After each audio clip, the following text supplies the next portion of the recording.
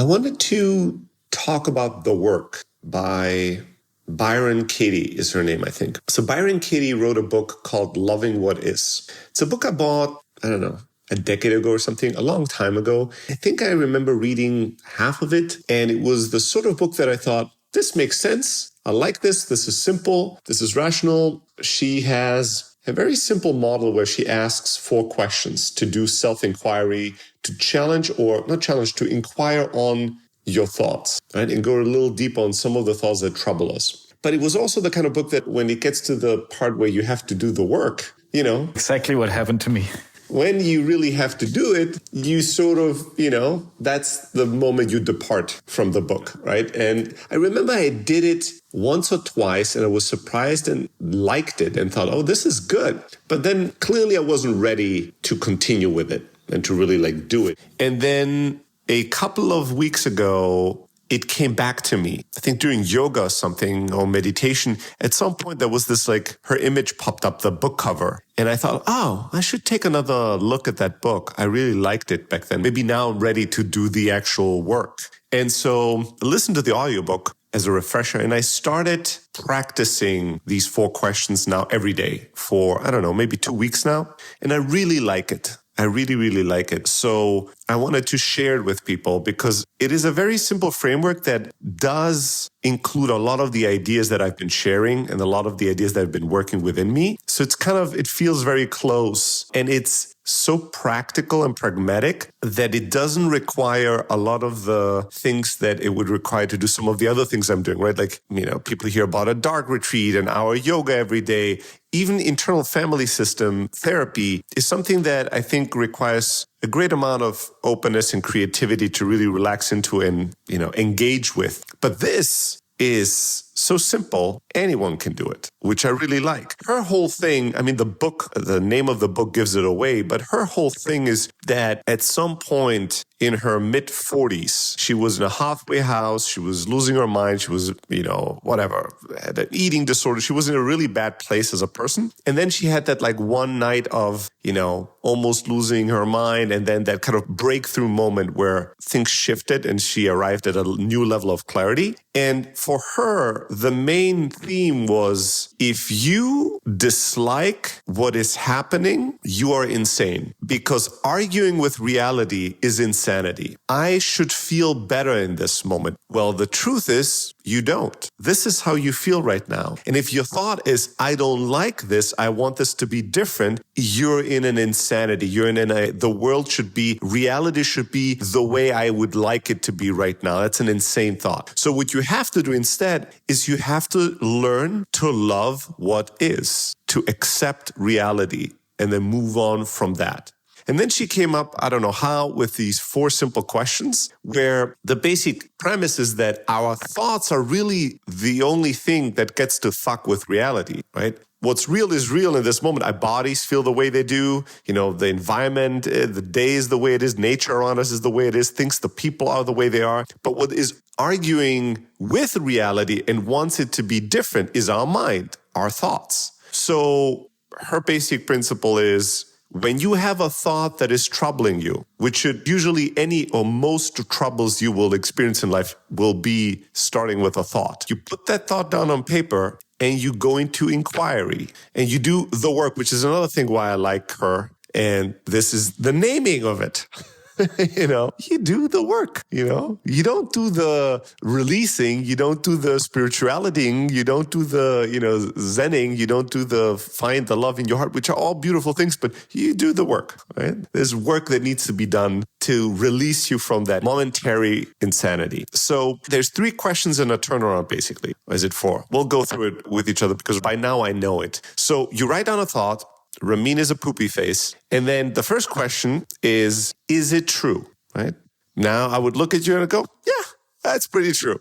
The next question is, do you absolutely positively know that it's true? Right? So the first 2 questions are really challenging you to go, do you really know 100%? Can you be certain that this is true? So the first yes is usually easy, especially when you're emotionally charged. Right now, I'm like, yeah, Ramin's face is pretty poopy. And then the second can you absolutely be sure that it's true? That usually often, not always, but often softens things a little bit. And you go, well, that's how I feel right now. But could somebody look at that face and go, it's lovely? Yes. Do I know people that look at that face and go, it's beautiful? Yes. Do I know, people that would look at that face and have very different reactions? Yes. So maybe it's just how I feel right now. So I go, yeah, but okay, maybe it's not. The next question, no, it is actually 4 questions and a turnaround. So is it true? Can you absolutely positively know that it's true? The third question then is, how do you feel when you think that thought?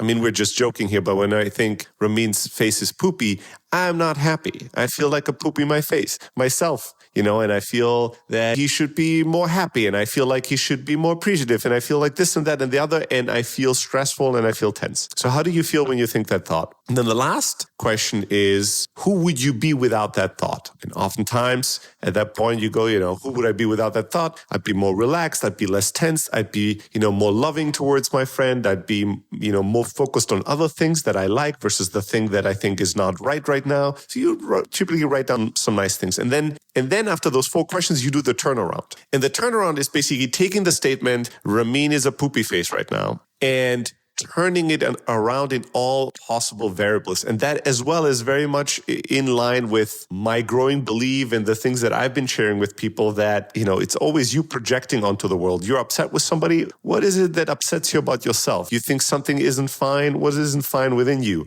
And so the turnaround in this case would be, I would write down different variations of this. Ramin is not a poopy face. I'd be like, I'd look at you maybe in that moment and go, well, right now he's not. He was a second ago, he was looking sternly at me, but now he's kind of smiling. So the reality has changed, but my thoughts would have held on to that past for much longer. But I'm like, but still I feel like he's a poopy, right? So I'm like, yeah, okay. Ramin is not a poopy face, doesn't feel as right. But then I go, I'm a poopy face. And I'm like, yeah, right now, if I could see myself, I definitely look like a poopy face. I definitely don't, because I'm stressed. I'm like, why is it this way? And why is it no, blah, blah, blah. And then, because also some of the statements, if you actually expose them a bit further, maybe I'd have to write not just Ramin I'm making fun of poopy face. Let's say Ramin is negative or looks negatively at me. Then I would have to write the full statement, which is the real truth, which is, I think Ramin shouldn't be looking this negative. Because just saying Ramin is negative is not my problem. My problem is that I believe you shouldn't look like that, or that means something about me. Ramin looks negative because I'm not working hard enough, or because I don't make good decisions, or because he's disappointed in me, or because he's not enjoying the time we have together. That's really what's irritating me. That statement, you have a frowny face, should not play any role in my emotional life. Then if I write, he looks like that because blah, blah, blah, then I can I can turn things around. I see him that way because I'm negative.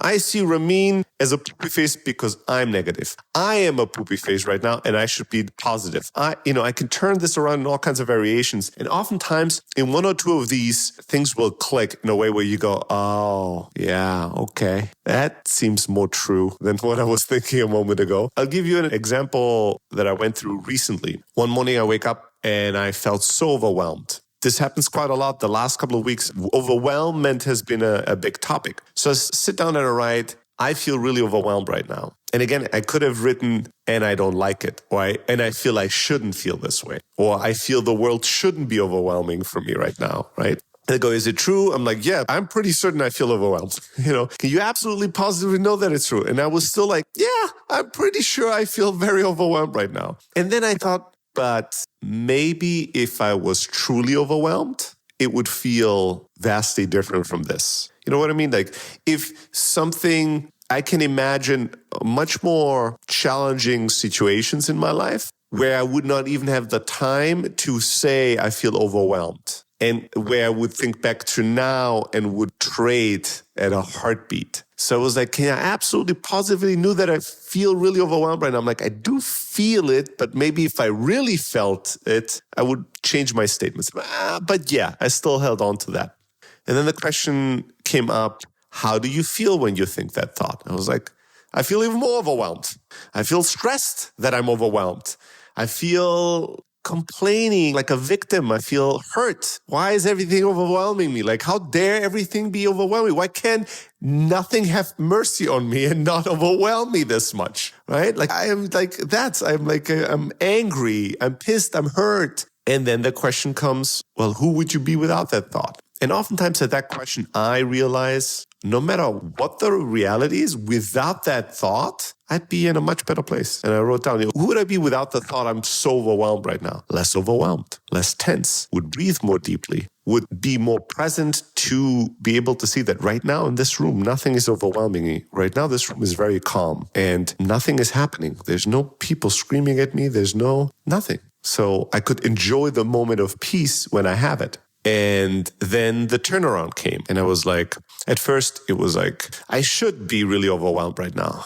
And I'm like, yeah, that's kind of true because there's a lot going on in my life and it's not unusual to feel overwhelmed at times. I'm also just a human. It's not a crime. I'm not bad. I'm not failing by feeling overwhelmed. I've not done any bad mistake. This is maybe just okay. I was like, oh, okay. And then I wrote, everything isn't overwhelming me right now. I thought, that does not feel right. I'm sure I could make it work. Nah, I'm not sure. And then the next statement came and that really did it because then I turned it around and I wrote, I'm overwhelming everything right now. And then I thought, oh, bingo. That is so true. There's a lot going on. But the thing that's overwhelming everything are my thoughts about all these things. Are not these things. It's me who's overwhelming. And also a lot of these things, in one way or another, I have freely participated in. I have either inspired and started, or I have instigated, or I have encouraged. And as they're all now going on, I'm complaining about all this. I'm like, nah, What I saw coming months ago and I didn't do anything back then. Like I had my hand in everything that is happening that feels overwhelming to me right now. So I thought, yeah, I am overwhelming myself right now. It's like, okay, that is very true. And then I wrote down, I'm overwhelming everybody else right now. And I thought, nah, maybe not sure. And then I turned it around again and I wrote, I am underwhelming everybody right now. And I thought, yeah, there's probably something to that. I am at least underwhelming in my own opinion in some of these areas in terms of how much back and forth I need before making a decision, how much I stretch things and doubt and give confusing messaging. I'm probably pretty underwhelming in the way that I contribute in many areas. And as I looked at all these turnarounds, the one that stood out the strongest was that I am overwhelming myself right now. I was like, this seems to be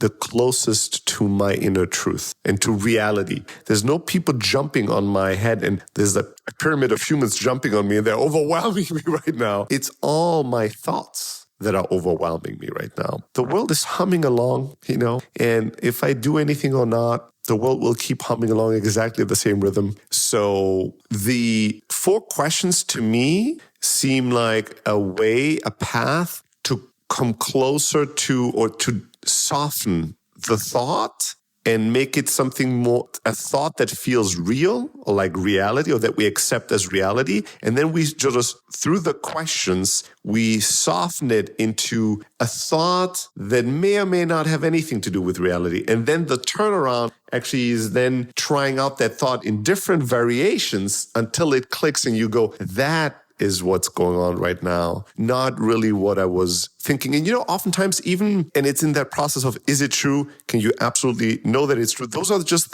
is it instantly obvious to you that what you're thinking is not really, really true in the observable truth way? The next 2 questions, how do you feel when you think that thought and who would you be without that thought? They're more about you realizing, wow, a big part of my burden or the pain or the stress is because I have the thought. It is adding a lot of weight to my shoulders. Having that thought independently from the thing itself. And these thoughts are heavy. These thoughts are pricey to carry around. And once you've gone through that process of, is it really observably true? Can we really say? And by the way, here's how heavy it is for me to actually have that thought and keep that thought and hold on to that thought. Once we go through those 4 questions, then I think we're more ready to go, well, this is just a thought. What if we turn it around in different variations and see what does it mean if we think about it this way or that way? I love that model, and it's so simple, but as I said, at least 2 or 3 times a day for the last 2 weeks, I've been going through this exercise. And now, as you can tell, now I know these questions by heart, and I can go through it pretty quickly. And very rarely, almost always, I arrive at a point of more clarity. It's a beautiful little tool. Now, that doesn't mean, like the overwhelming example, that's something that happened a week ago. And I was like, oh, I'm overwhelming everything. Without that thought, everything would be better. And then I continue to have that thought. Right? So it's not like just because I have it, it's gone forever and it's resolved and so you do it again, right? But it is such a pragmatic, simple way to go into self-inquiry and to detach from a thought and see what a thought really is. A thought in and of itself is a little life form that does things to us. And it either does things to us that help or it does things to us that don't help, that make things harder. And that the thought and the truth are really oftentimes not even overlapping, have nothing to do with each other. And oftentimes the real truth is one hidden within us. It really is hidden within us. I am overwhelming myself is not something I constantly think. I think once in a while now. It's your mind. Your mind is overactive right now. You're overstimulated. Too many decisions, too much change. It's the state of mind you're in that makes you feel this way. So calm your mind, change your state of mind, and then see how you can think through the challenges of the day. It is not that in reality, humans are jumping on me, overwhelming me. There is no people breaking into my house, screaming at me, overwhelming me, right? Oh, but my email is full of decisions people want from me. So I'll have to see. The thing is also this, in the state of mind that I'm in, when I'm in like an overwhelmed state of mind, I am not going one decision at a time, right? If I have 100 emails in my inbox and everybody wants something from me, how is that not overwhelming? Because if you go one decision at a time and you only focus on that, it's like any other moment in your life. You either stand, you sit, you lay down, you breathe, you do one thing at a time. But it's when I open one email, oh, this person wants decision A. Next email, open email, read, don't do anything. And then overwhelm yourself more and more and more. Now you've overwhelmed yourself so much. Now you need a break from overwhelming yourself. And still haven't done anything. You still haven't done anything, but you now need a break because you're so overwhelming to yourself. Go out.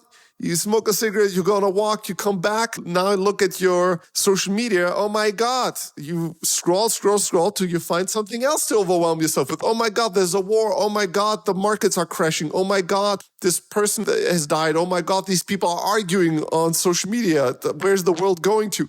More overwhelming of oneself. Then you go into your text messages. My mother wants to talk to me. Doesn't she know all the emails I have that I haven't answered? Yes. Now you don't have 100 emails anymore. You have 115. Yes, now your emails has increased 115 emails. Now you're mad at your mother because she wrote, "Can we talk? I miss you." Because how dare she not know that you are so overwhelming to yourself right now and that she wanting to be with you is now the last straw that broke the camel's back. That's enough. Now you've had enough. This is it. You're breaking up with mom. You've decided this. No more mother for me. I can't handle mother. Mother is just something that's too much for me right now. And 4 hours have passed of your day. And besides being miserable, you've done nothing. You might have gone back to a couple of emails to reread them. That's always a great exercise. When you read it the first time and you don't know what to do, just keep rereading it, not knowing what to do. Then you start responding and then you stop, because it's always good that when you get started with something, you should always interrupt it to start something else. That's usually the best way to progress in life. And so the 100 emails that by the end of the day, if you focused on them, could have turned to 80 emails or 70 emails. Right? Still a lot on your plate, but you've worked through things. And you did it calmly, one thing at a time. You sit with it, you think, you ponder. And if you can't make a decision right now, then you make a decision when you're going to deal with it. You write to the person, you say, hey, today I can't help you with this. Check again next week. Or I don't think I want to be involved in this. I'm saying no. Like you delegate, you delete, or you get it done, right?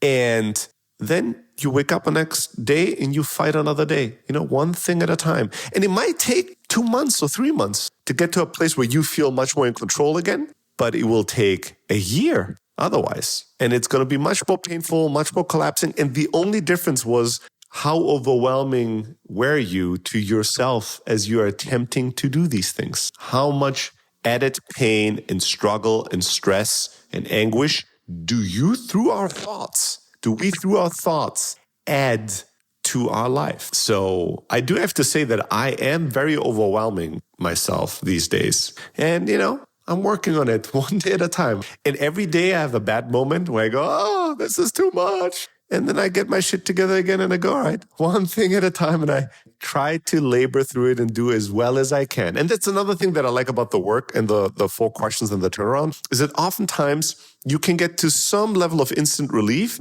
just by realizing that fighting with reality is what's causing the pain, not the reality itself. So a recent example, the other day, it was something like, I feel really stressed right now. And then again, I look at that statement and I have to go, well, that is true. But what I'm really struggling with is not that I feel stressed right now, is that I feel stressed right now and I don't think I should. I don't want to feel stressed right now is really the thought, not I am stressed right now or I feel stressed right now. I don't want to feel stressed right now. And then when you go through the inquiry, when I went through the inquiry, I ended up at a place where I thought, I should be stressed right now. It's fine to feel stressed right now. This is what I feel right now is this. This is reality. I can't argue with it. This is how I feel. And since it's how I feel, it's how I'm supposed to feel. I'm supposed to feel this way right now because I do. If there was another thing that was more right to feel right now, I would feel it, but I didn't, right? And I think we confuse sometimes possibilities for realities. There is an imagined possibility that I could handle my current challenges better than I do right now. I can imagine a world where I would be capable of dealing better with it than I did. But the truth is, just because I can imagine something doesn't mean that I have the capabilities and skill internalized to do it. And we confuse that. Yeah, I could have done better back then. No, you couldn't.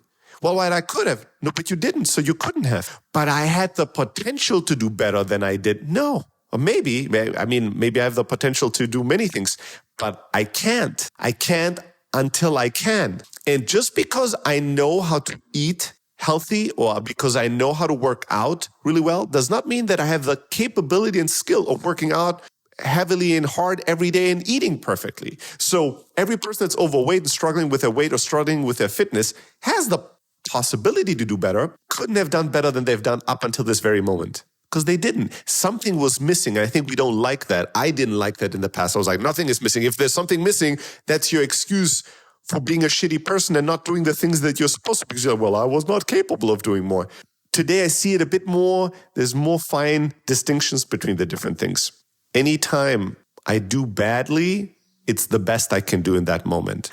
I might know of ideas how I could do better, but I clearly didn't have the internalized knowledge and skill to execute on that knowledge. I was missing something, emotional strength, a state of being, the right approach. I was missing something to go and do the thing I knew how logically to do, eat healthy. Like I should not eat the burgers that I eat every day. Well, somebody that's been eating burgers and fries and chocolate shakes all day, 3 times a day for the last 10 years, they don't have the capability to just get up and cook freshly meals and find them tasteful and deal with all the emotional baggage they were managing through their salt and sugary food differently. They don't have all these tools to just switch tomorrow and go and do all this. Otherwise, everybody would be doing it. That doesn't mean that they cannot learn these skills or that they cannot have a moment where something inside of them clicks and now they have it.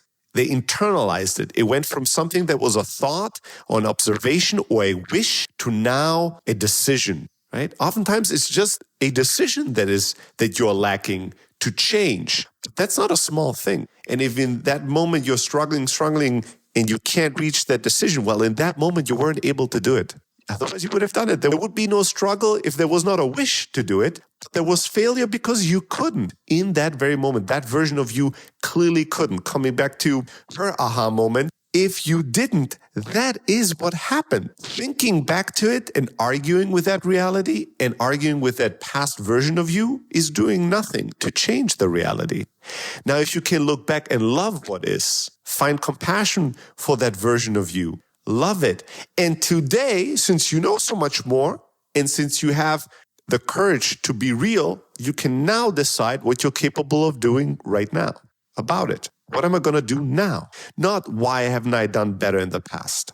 And whatever it is that you're doing right now that you don't like, or that is happening in your life right now that you don't like, step one is to realize that there's a part of it that's reality. You can fuck with it. If you feel sad right now, that's how you feel. That's who you are in this very moment. And maybe you should feel this way. Maybe this is the only way that you can feel in this very moment. So don't add any extra stress by arguing with your feelings or who you are right now. And then the next is realizing that there are your thoughts about reality. There are your interpretations of reality. There are your ideas and beliefs about reality. And then there's reality. And reality is always much simpler, much less overwhelming, much calmer, much more kind oftentimes. So just with zero agenda, it just is. And so it's up to all of us to learn to handle that better. But try out the work. I love it. 4 simple questions. You need to buy a book. I already told you everything you need to know. All you need to do is take a piece of paper, 4 questions on your laptop. Write down the thought. Is it really true? Do you absolutely positively know that it's true? How do you feel when you think that thought? Who would you be without that thought? And then turn it around and see how you feel and what it does for you.